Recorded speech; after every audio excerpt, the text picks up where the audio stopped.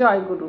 পরম প্রেমময় পরম দয়ালের চরণে শত সহস্র কোটি আভূমি প্রণাম জানাই এবং আপনাদের প্রতি প্রত্যেককে জানাই আন্তরিক আনন্দিত জয়গুরু। আজকে মাতৃ আরাধনায় যারা বিশেষভাবে যুক্ত এবং সারা জীবন এই নিয়েই কাটিয়েছেন তাদের সম্বন্ধে অল্প একটু আলোচনা করব। মায়ের সাথে যে যুক্ত থাকে, মাকে যে বিশ্ব প্রসবিনী বলে ভাবে, মায়ের কল্যাণময় মূর্তি সে উপলব্ধি করতে পারে। স্বীয় আচরণের মধ্যে দিয়ে তা করে দেখিয়ে গেছেন রামপ্রসাদ, কমলাকান্ত, বামাখ্যাপা প্রভৃতি সাধকগণ।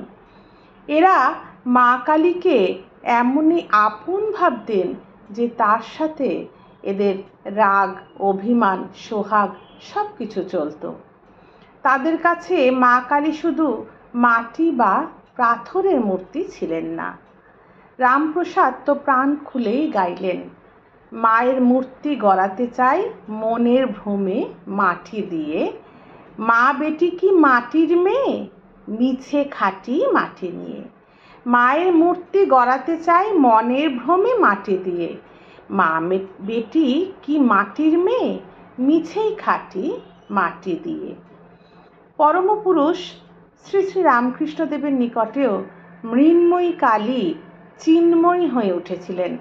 ঠাকুরের কাছে তিনি শুধু কৃষ্ণবর্ণা পাষাণী কালী ছিলেন না, সেই কালমের পায়ের তলায় তিনি আলোর নাচন দেখতে পান। শ্রী শ্রী ঠাকুর অনুকূলচন্দ্র বলেছেন, মা আমার দীপান্বিতা। মা কালীর মধ্যে তিনি নিজের মাকেই প্রত্যক্ষ করেছিলেন। একবার ছাত্রাবস্থায় তিনি এক সঙ্গীর সাথে দক্ষিণেশ্বরে ভবতারিণী মন্দিরে যান। তখন দ্বীপ্রহরের পূজা সাঙ্গ হয়েছে, উপস্থিত সবাইকে প্রসাদ বিতরণ করা হচ্ছে। শ্রী শ্রী ঠাকুর প্রসাদ নেওয়ার আগেই মাতৃমন্দিরের দরজা বন্ধ হয়ে গেল। তখন আর প্রসাদ দেওয়া হবে না। কিন্তু ঠাকুর তখন ক্ষুধার্ত। প্রসাদ না পেয়ে অভিমানে তিনি মন্দিরের বারান্দায় একটি গাছের ছায়ায় গিয়ে শুয়ে পড়লেন। ধীরে ধীরে ঘুমিয়েও পড়লেন। তারপর স্বপ্ন দেখছেন মা এসেছেন, শ্যামা, এলোকেশী, সিঁথিতে সিঁদুর, লাল পেরে শাড়ি পরা। তার এক হাতে এক গ্লাস জল, আরেক হাতে একটা রেকাবিতে বরফি সন্দেশ। এইরূপ বর্ণনা করতে করতে শ্রী শ্রী ঠাকুর বহুবার বলেছেন, দেখতে একেবারে ঠিক আমার মায়ের মতো। মা এসে আস্তে আস্তে বসে শ্রী শ্রী ঠাকুরের মাথাটি কোলে নিয়ে তার মুখের কাছে সন্দেশ ধরে আদর করে বললেন, খা।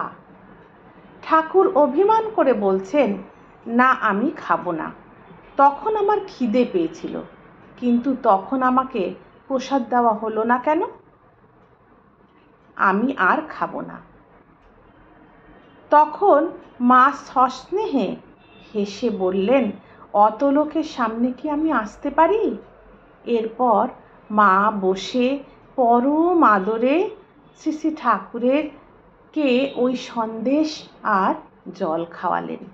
ঘুম ভেঙে উঠে শ্রী শ্রী ঠাকুর বোধ করেছেন যে তার খিদা পিপাসা কিছুই আর নেই। কিছু পরে তিনি দক্ষিণেশ্বর থেকে কলকাতায় চলে এলেন। ভেতরটা তার এমনই হয়েছিল যে কলকাতা পর্যন্ত হেঁটে আসার পরেও তার কোনো খিদে বা পিপাসার বোধ ছিল না। এ মা কি রহস্যাবৃতা ভয়ঙ্করী শিলামূর্তি মাত্র? যার সে উপলব্ধি নেই তার কাছে তাই, কিন্তু উপলব্ধিবান ব্যক্তিদের কাছে তিনি চিরস্নেহময়ী, সন্তান মঙ্গল বিধায়িনী জননী। তাই ইংরাজি 1956 সালের 2রা নভেম্বর দেওয়ালির দিনে পরম প্রেমময় শ্রী শ্রী ঠাকুর আমার অনবদ্য এক ছন্দে প্রদান করলেন এক মহাবাণী। আজ দীপালি, মা আমার দীপান্বিতা, মা আমার জীবন আলোক। মায়ের এক হাতে অসৎ নিরোধী অসি, অন্য হাতে বর ও অভয়, বাৎসল্যের পরম আশ্রয়। তাই মা শিবানী শুভানী, আমার মা কল্যাণী কালী, সত্তার শাশ্বত সম্বেগ, অস্তিত্বের অমৃত উৎস, জীবনের যোগ নর্তনা, সে এই যে আমার মা। আরেকবার শ্রী শ্রী ঠাকুরের এই মহাবাণীটি পাঠ করে শোনাচ্ছি। আজ দীপালি, মা আমার দীপান্বিতা, মা আমার জীবন আলোক। মায়ের এক হাতে অসৎ নিরোধী অসি, অন্য হাতে বর ও অভয়, বাৎসল্যের পরম আশ্রয়। তাই মা শিবানী শুভানী, আমার মা কল্যাণী কালী, সত্তার শাশ্বত সম্বেগ, অস্তিত্বের অমৃত উৎস, জীবনের যোগ নর্তনা, সে এই যে আমার মা।